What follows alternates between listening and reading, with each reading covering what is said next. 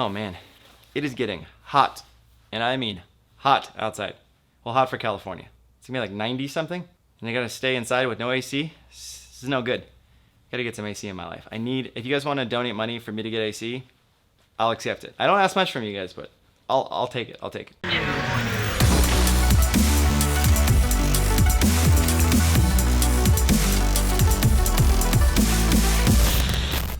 What's going on, guys? Sensei Ichi here. Today we're going to be doing something called the falling form. Here in our school, we teach falling form to all of the beginner white belts. What it is a series of about 4 falls and 2 rolls that kind of help us learn how to protect ourselves if we go from a standing position to the floor. Because in our school, we do a lot of sweeps, a lot of throws, a lot of takedowns, and we do have a judo background from Chuck Norris training in judo, so therefore that background correlates to what we do here, which is a lot of groundwork.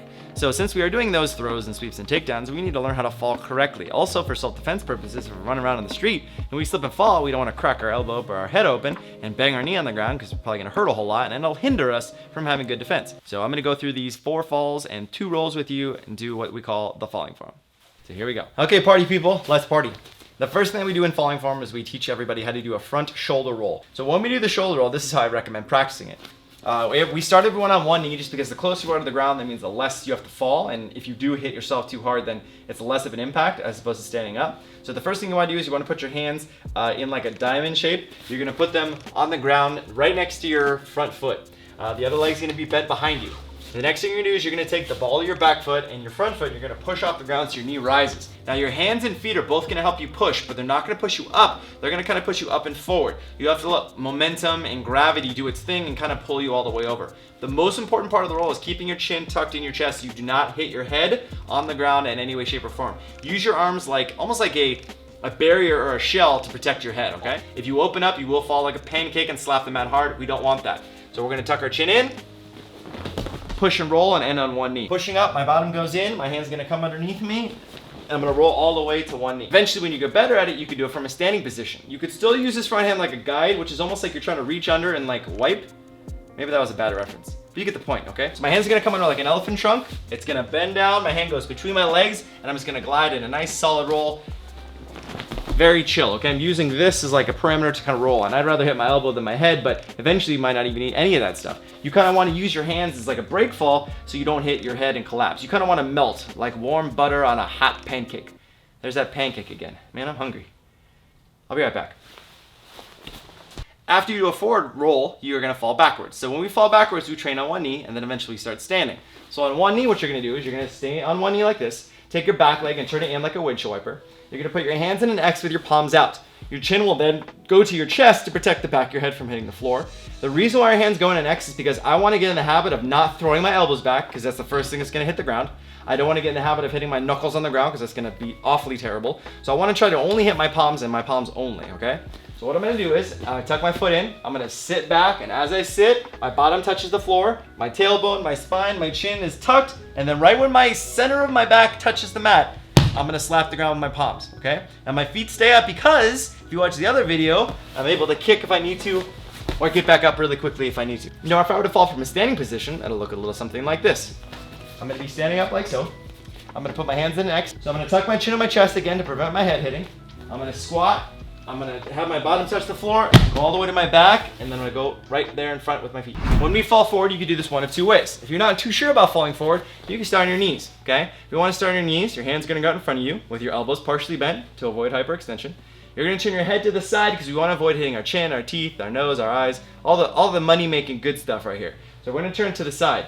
When I turn to the side, I'm gonna put my knees a little further apart, my hands bent out in front of me. I'm gonna bend at the waist, put my hands out, and I'm gonna fall forward and kind of do like a push-up. Now, if your upper body strength isn't what it should be, it's okay. As long as you're doing a little bit of a break fall before you hit the floor, it's better than just smacking your face on the ground. So even if it's fast and you go like 1, 2, it's better that your hands collapse and you put up some sort of a tight tension to prevent a full-on just smack on the ground with your chest and face, okay? It's just a little bit of a break fall. If you're really stronger or strong enough for your upper body, then you'll compress. Our hands touch and I slowly can come down to the ground, or I can push myself all the way back up. It's also a very good upper body exercise.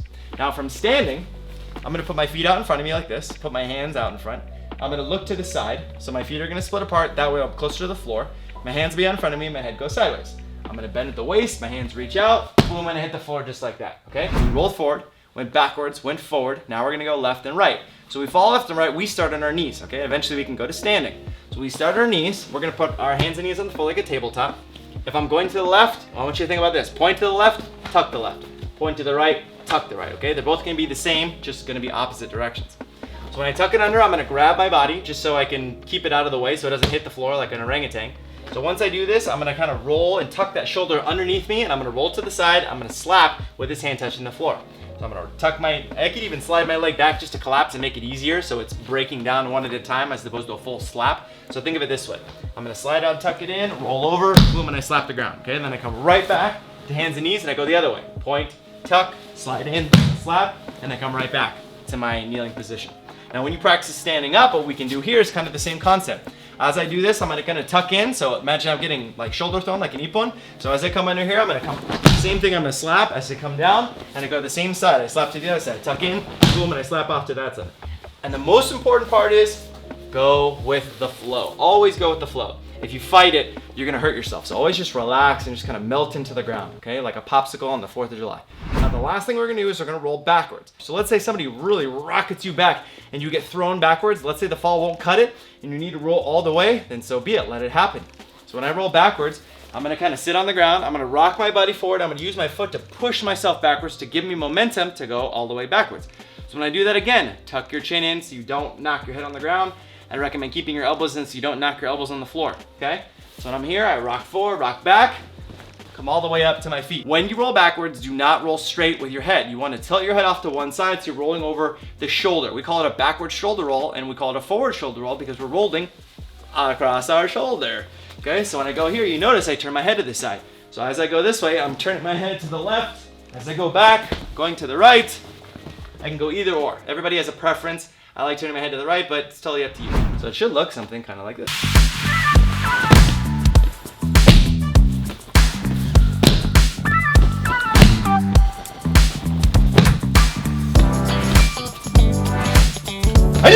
Okay, now one little piece of advice. When you are falling, I recommend doing what we do in the school, which is called a kia, whatever you want to call it, a loud yell.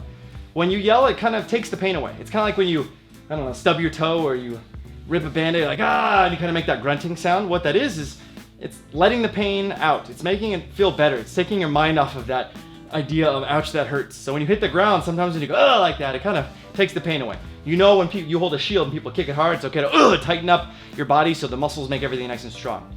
I know that goes against the principle of trying to relax and melt, but when you hit the ground, you want to make that initial once the initial is gone, then you can kind of melt after that. So just train the quick relax kind of a thing. Well guys, I hope you enjoyed that video. Hope that helped a little bit and makes you feel a little bit better about falling if you need to. Not like a life alert kind of fall, but you know. So make sure you follow those steps accordingly, and I wouldn't say try falling out outside on the concrete. Maybe try it on something soft like a bed or a carpet, then slowly work your way up to marble or tile. If you enjoyed this video, please leave a comment below. Let me know that you enjoyed it. Let me know if this is something you like. Hit that thumbs up button if you enjoy the video. And if this is your first time visiting the channel, this is Sensei Ichi, and there's a lot more videos like this to come, so make sure you hit that subscribe button. Think about joining the family, and hit the notification bell to be notified every single time a video comes out. I put out a video every Monday at 11 a.m. Pacific Standard Time here in California.